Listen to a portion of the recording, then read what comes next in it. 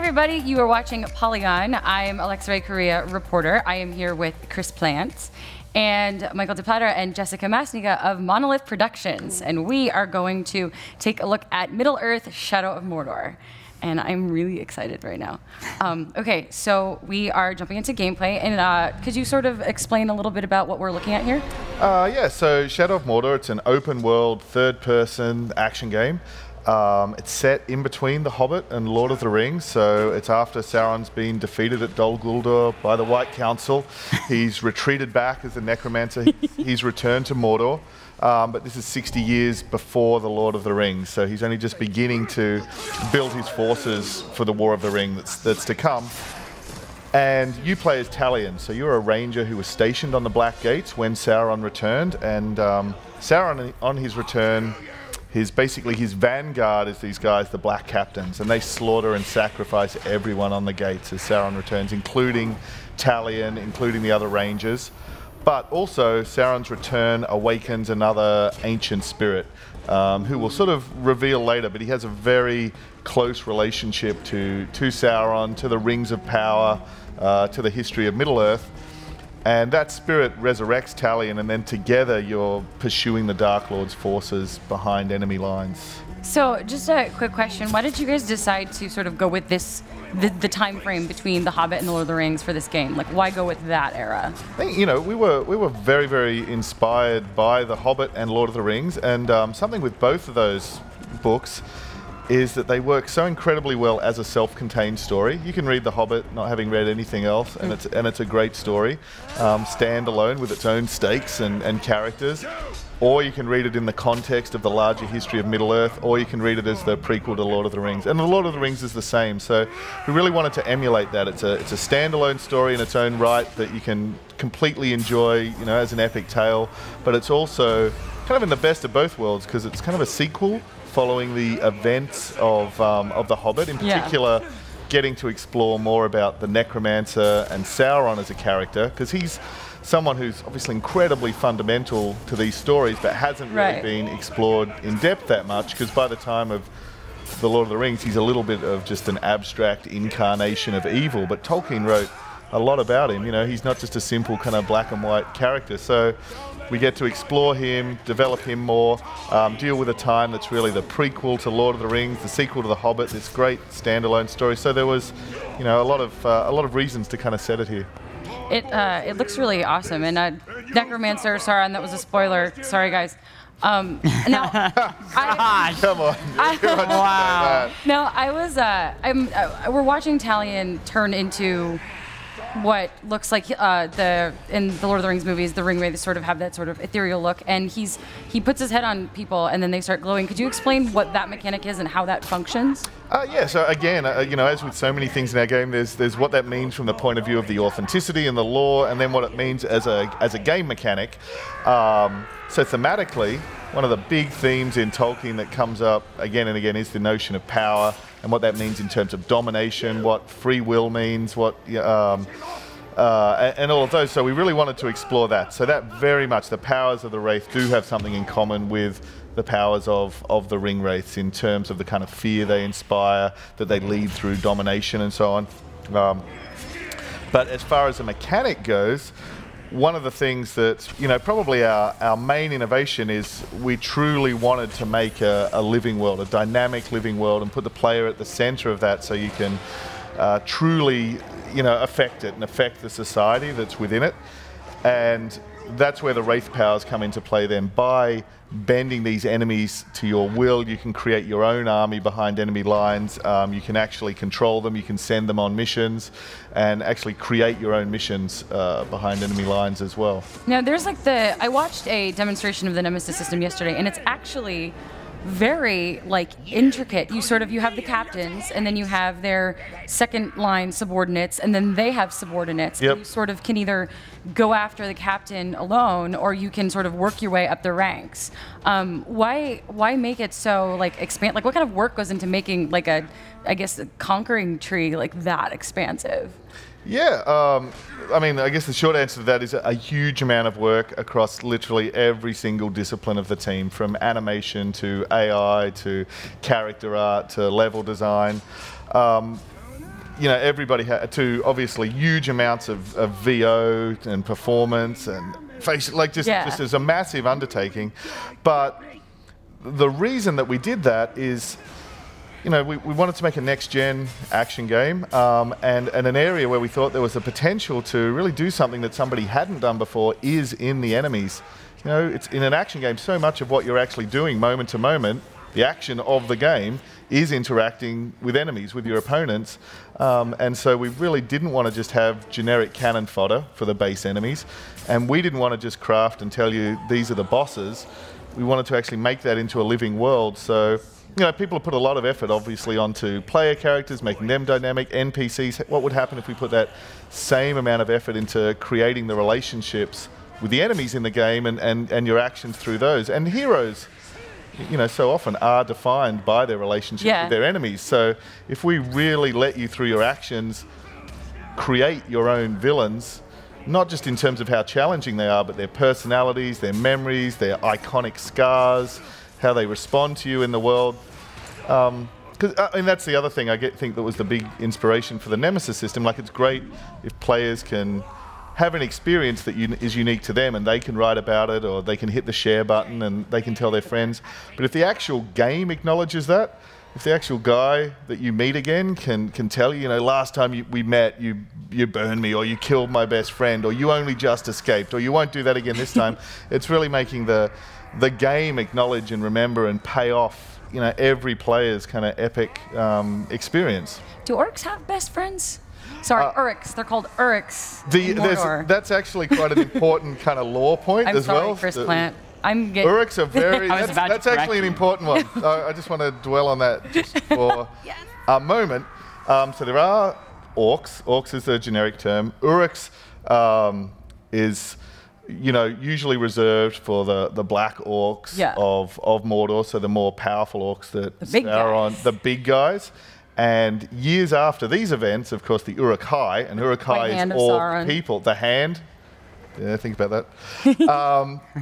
And the hand of Saruman, and building the army of Uruk-hai, or orc people, are basically the successors of these orcs. So these more powerful orcs are Uruks.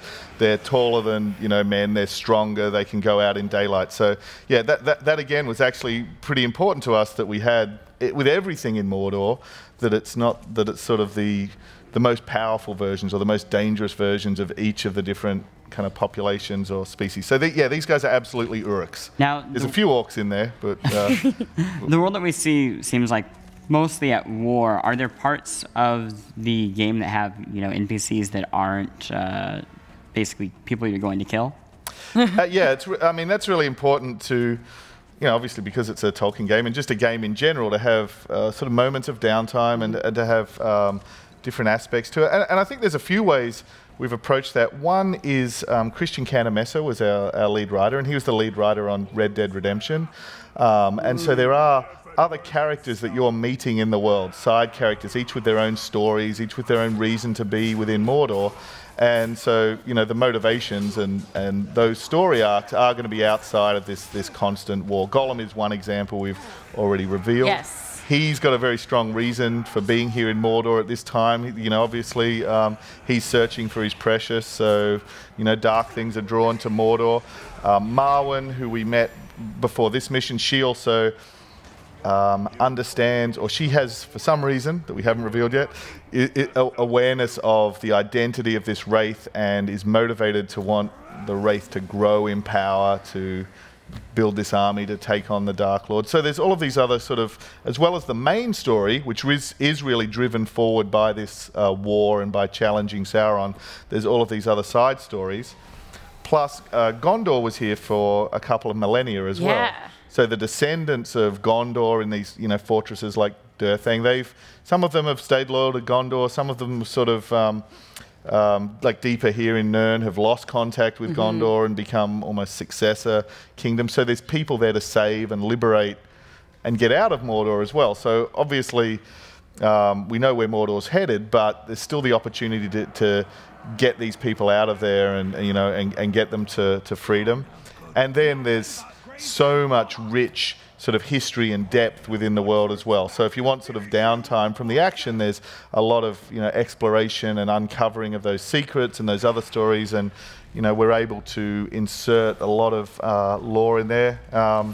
Then there's a lot of side missions, exploration of the world, challenges of hunting these wild beasts, and so we're clearly focusing a lot on the Nemesis system because we really think that's something new that we're bringing, and it's kind of one of our key innovations, but there's a big spectrum of things to do in the world as well. Was it a fight to be able to get the harsh, extreme violence of the franchise into this game? Because I remember the last third-person action game had it at first. I remember seeing a demo of it, and you could lop off a head, and then they kind of pulled away from that. Are you talking about War in the North? Yeah. And then it kind of got pulled away. This obviously is going for a much darker, action-y game. Was that a struggle at all, or were people totally okay with it from the get-go? I don't think we've ever had a struggle. I think it's always been really important to us to be authentic, to how visceral that sort of treatment of war should be. And also, to the movies as well. I don't think we really, looked at many other reference points outside of that, other than that authenticity and wanting this to be very visceral. The other thing is, the actual combat against these orcs and the different sort of types of interactions and the ways you can defeat them. Right from the beginning, we wanted them to be scarred by those, and we wanted them to remember those. So, their stories kind of get written on their flesh in a way, and then shape their personalities, and then they can speak to that when they meet you again as well. Kind of on that note, do you have to work much with the Tolkien estate when you are coming up with these stories and stuff? So at the beginning, at the conception of the game, we worked really closely with Weta on the visualization of the world, and of course they've been very, very grounded in building this world and this universe for a long time, and I think they bring just a huge amount of attention to detail. It's almost more like making a historical game in a way, like you're dealing with a real place. Effectively. And then Middle-earth Enterprises we work with extremely closely, and so they check everything from the scripts to all of the art and everything. You guys can't name anything without their approval, right? There's a big approval process. Well, we can't name things without their approval, but it's just honestly, it's just been so collaborative. They visit regularly, they check things out. Aww. They love the game, and then there's also a professor that's on call, so they're checking everything. And then there's all the language. There's a lot of attention to detail there. And then of course there's the community. So anything we ever release, especially our Wikia site, there's people with so steeped in this lore and this world. So we've kind of got 4 or 5 levels of fact checking and contributors, and then us ourselves, of course. So this happens before Minas Morgul gets taken, right? Before Minas Morgul gets set up and everything? That's a really, really good question. So that is one area. No one's asked that before, but that's one of the best questions I've had. So this actually is an area where we're a little bit more on the timeline of the films. So between the films and the books, all the events are the same, but we have actually associated Sauron and his time in Dol Guldur with the Ring Wraith and being with him, and then where we see where they actually get released from those tombs, and then together they're coming back to Barad-dûr. So because of that, the Nazgul and the Ring Wraiths have been away, and as a result, Minas Ithil still is occupied at this point. I asked by Gondor. Because this is a very for people who have seen the Lord of the Rings films, Mordor is barren, it's gross, it's dry, there's not a lot of vegetation, and this is a very, actually quite pretty to look at landscape. So what was the design process for sort of building Mordor, the interim version of Mordor? I think that there were 2 things that were sort of an inspiration for that. One is actually seeing what does Mordor look like when Sauron's been away for 2,000 years, and there have actually been other people occupying it and living in it. And secondly, this particular area, Nirn, that we're going to now, so when Frodo and Sam are heading into Mordor, they refer to this because one of the things about Mordor is we see Sauron is feeding these vast armies, these huge hordes. And the reason he can do that is because Mordor isn't all bleak and blasted. And actually, Nirn here, he's going to have these lush fields tended by slaves. He's going to fish these seas and so on. And because this place is so fundamental to kind of running his war machine, it makes it ideal for getting behind enemy lines and kind of messing with that and you know, raising your own forces to challenge him and so on. Sort of sticking on that vein, I want to talk about this lovely man for a few minutes, Talion. You have Aragorn, and you have Thorin as sort of the new manly man of like the Hobbit films. So when you were creating Talion's character, what sort of informed your design of him? I think there were a lot of references. The very starting point, the first thing was Boromir. Like our starting point, like the what if that was really the inspiration for this whole game. And games so often are about exploring, especially action games, are about exploring notions of power and what that means. So, you know, the sort of intersection of action games and Lord of the Rings is Boromir. And it's that moment when he gets the One Ring and he goes, this is a gift. We should use the weapon of the enemy against him. The only way you can take on someone like the Dark Lord is through matching him in ruthlessness. And that's absolutely what he would have done. And even Sam himself, when Sam's holding the ring and he's on the sort of the Ash Mountains and he's got the ring, his head is filled with visions of conquest and raising armies. And of course, Saruman as well does exactly the same thing. He really represents that the way to take on Sauron is to raise an army of elite orcs and take him on. And Galadriel as well. You know, Frodo offers her the ring. And if I took this, you wouldn't have a Dark Lord, you'd have a Dark Queen. And Gandalf is... You know, if I took this ring, I would set out with the goal of doing... So it just comes up so much as a like, what if, what would happen? And so we really wanted to explore that. And to be honest, those two sides of this character, the Wraith is very inspired by the notion of what would happen if Galadriel got the ring. This is someone who is actually a rival to Sauron, who is on that level in the lore of Middle-earth. And now I'm thinking, like, who's on that list? There's some great speculation on our Wikia site. It's really fun. You know, and Boromir in the inspiration. But I think the other thing with Talion, the other side of Talion is, unlike Boromir and Faramir and Aragorn, he's not someone who's highborn or Eomer or anyone. He's not someone who's in line for the throne. He's your average Joe. He's an average, so he's sort of Boromir. But he's someone who's sucked into these events, kind of against his will, but ends up compelled to do the right thing. So there's a lot of Boromir. There's a bit of Sam, and even within Lord of the Rings, of course, there's a lot of reference to deeper history and more mythic heroes. And when you really go back to that first age, a lot of those heroes really are grounded in the sort of myths that inspired Tolkien, so Beowulf and those Norse myths. So someone like Beren has a very close story to Talion. You know, his parents were killed, he went on revenge hunting orcs, he became a bandit. Beren, for anyone who's watching at home, is the hero of another story written by Tolkien, Lay of Luthien. It's in the Unfinished Tales. It's really good. Check it out. Sorry. Continue. No, that's fine. That's the song that we see here Aragorn singing, you know, in Fellowship of the Ring. So, you know, I think those sort of older, more mythic characters are definitely someone who's a big inspiration for these guys as well. So how much did like the movies do combat very well? Yes. How much did the movies combat and sort of inspire how you tackled what went on here? Yeah, that's a really good question too. I think there were some really key moments from the films that were big inspirations, like the you know, even over and above the books, the fight between Lurtz and Aragorn is so iconic and so awesome and so in your face and so, you know, in each other's face in those showdowns. So that was kind of a big influence for what we wanted to do, and something that the films do, I think, you know, even over and above the books, is they have that thing of hero orcs, of characters of them really emerging. So we see Gothmog as the leader of the armies, and that awesome line of the time of the orc has come, and we see Lurtz, and we see these really sort of hero orc characters emerging up out of these groups. So yeah, that was really something we wanted to have, obviously, these kind of one-on-one showdowns.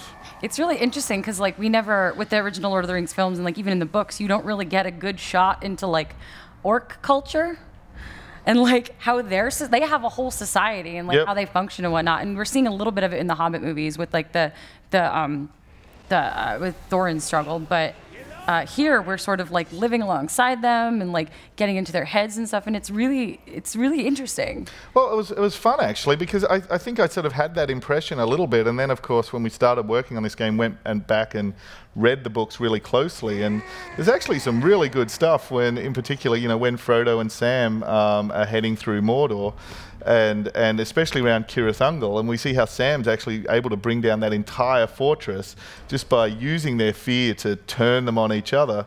And then later again, when they're hiding, and you know, they counter these two orcs, and again it breaks out into violence. And Frodo's sort of says to Sam, you know, that's the spirit of Mordor. And Sam's take on that, oh, if they would only just kill each other. But of course, the thing is, they are driven by hatred, and they are competing and killing each other, but they hate everything else even more. And I think the other thing that was a big inspiration is that notion, because orcs, there's orcs in Tolkien, and then there's orcs as they've become almost just a staple of fantasy. Yeah. But, you know, in Tolkien, and a quote that he wrote himself was, we were all orcs in the Great War. We didn't want them to be fantasy cliches. We wanted them to be people, but with those kind of negative emotions of hatred and fear, the way people are when they're in war, or I guess, you know, certain other situations where they become so dominated by fear that the situation becomes dominated by violence. We very much wanted it to be that sort of society, like an actual realistic, plausible society of these guys that you could then get in and manipulate. You see that in the sort of the military hierarchy, which is just so complicated. They were showing it earlier. You were also, about a minute ago, we were on like a glowing white tower. Mm-hmm. Is that now, when he dies in battle, things don't change? Yeah, so there's sort of two parts to that. One is, as with the ring wraiths, when you die, and this is a really sort of key mechanic for us, time always moves forward. So we've got this simulated dynamic society. So they're on missions, they're fighting each other, they're fighting duels, they're hunting, they're potentially killing you. When you die, time moves forward. So all of those things are resolved, and they can level up, they can grow in status, they can create new relationships, they can move around in the world. So we really wanted to get away from that idea that, you know, so often death is almost the most boring thing that can happen to you in a game, because what it means is you have to go back and do the thing that you just failed to do again. So we wanted it to really work with the dynamic nature of the game and time to move forward, and of course it fits that idea of the Wraith and the deathlessness and how that works as well. And so anyway, and those towers where you do reawaken, they're also related to the Wraith. So the Wraith, basically, within the Wraith world, the spirit world, is the ability to see things in the past. So it's not only seeing these ruins as they are now, but some of them as they were in the past when he lived there. So it's kind of part of unraveling the history and the mystery of who this guy is as well.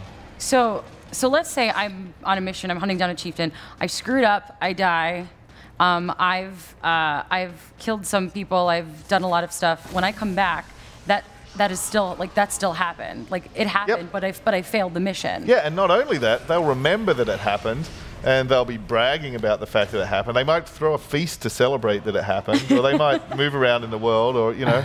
So, oh, the poet, this guy's...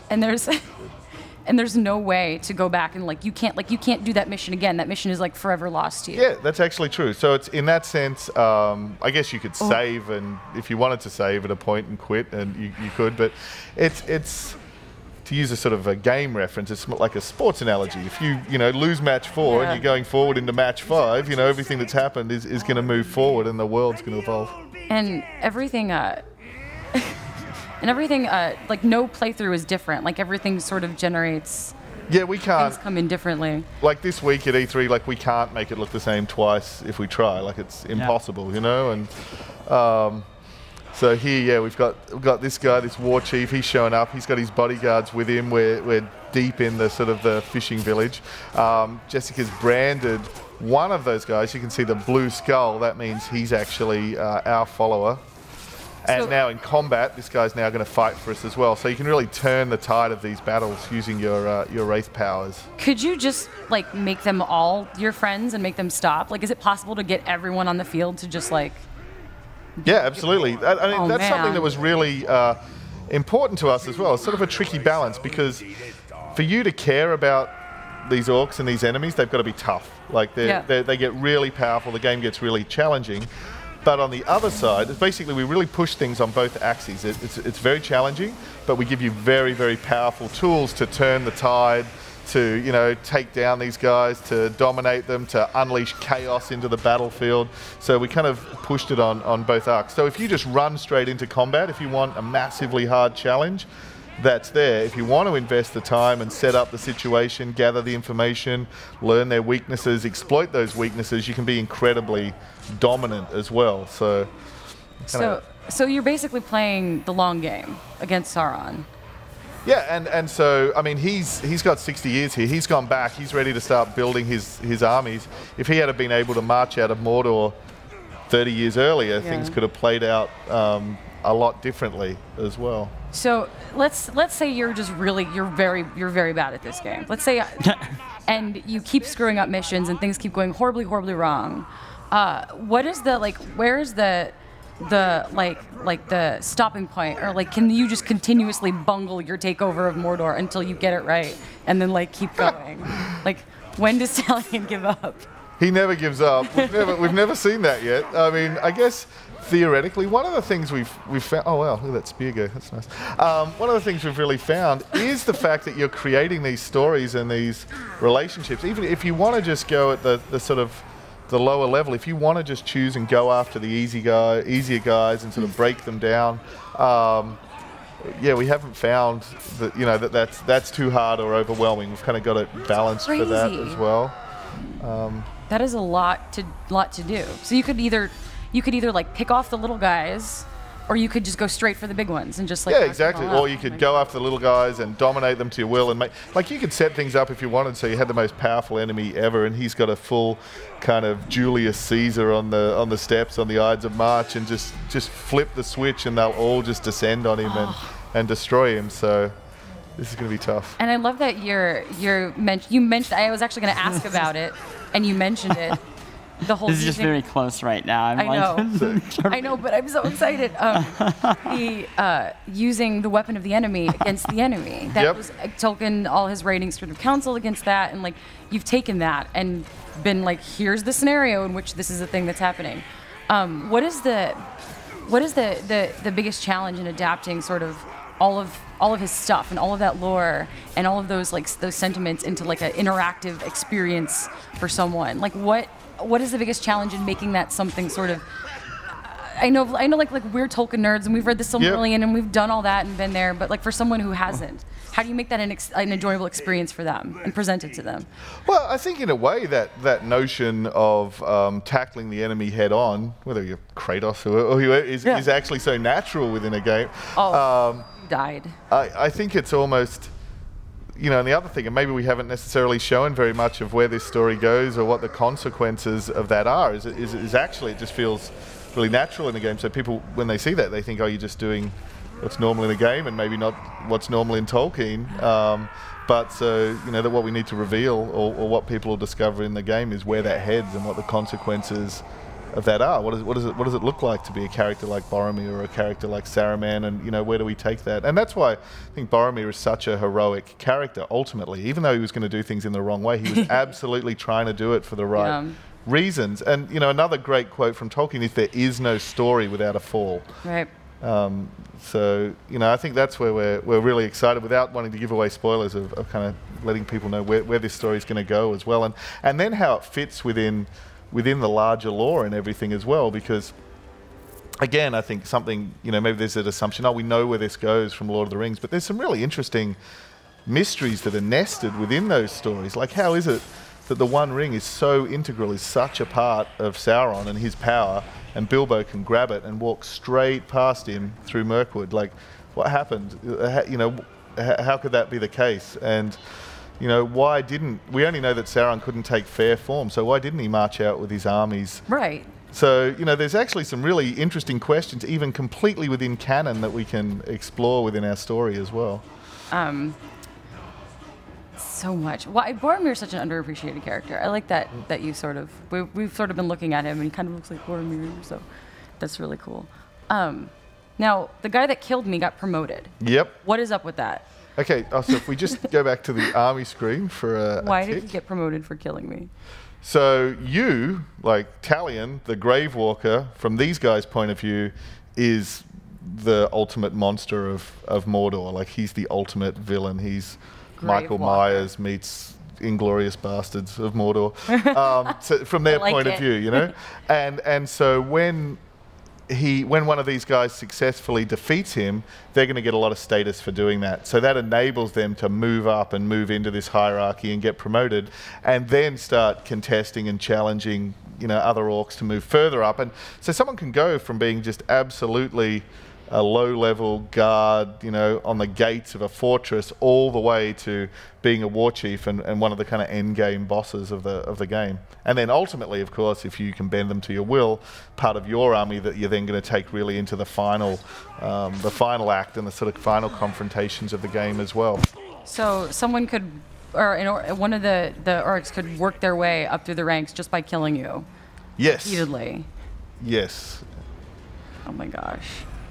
And that's where, again, that ability to keep track of that, and just how, you know, to be able to track that guy, have him remember that, get your vengeance, you know, get the rune that he drops as a result, carve that into your sword. So, you know, again, something really important to our progression, but also to the authenticity of Tolkien, is we want to treat your weapons like characters as well. I was going to ask about those runes next. Oh, okay. It's going to be the thing I was going to ask. We can probably grab one here if we kill one of these guys somewhere. So because your enemies are unique, and because, oh, there we go, there's here's some we killed earlier.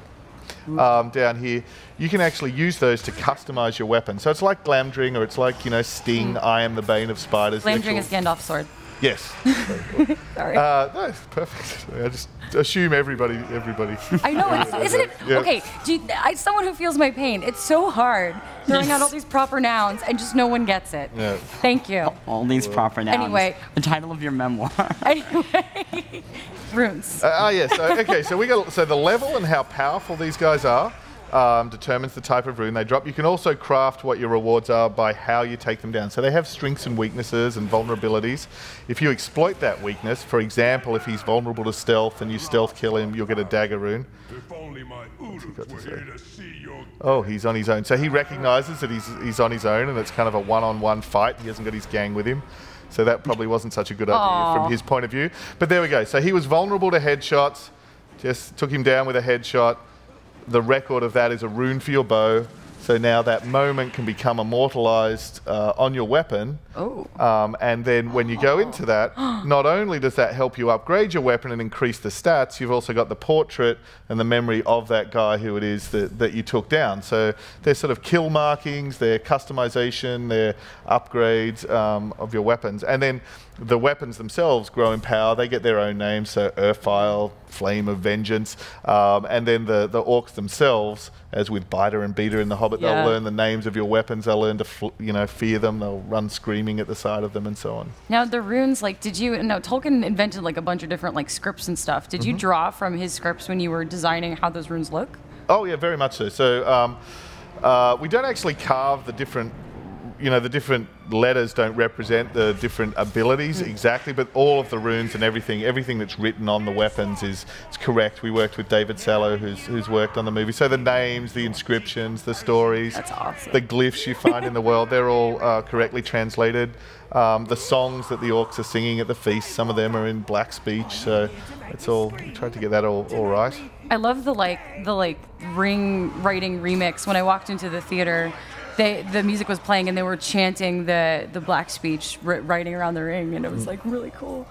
Is there a lot of music songs like that in this game? I know like Assassin's Creed 4 had the shanties. Are we gonna walk in and orcs singing? Yeah, at their feasts they get drunk, they're drinking their orc grog, they're singing away. As you can ambush it, you can poison their grog and ruin that, or listen to their songs. Okay, well I think that was our signal to wrap it up. Okay, cool. Thank you so much for coming and hanging out with us today and showing us Shadow of Mordor. Yeah, that was fun. Thank you. Watch all of our stuff on Polygon.com. We'll be at E3 all week. And thanks again, guys. Thank you.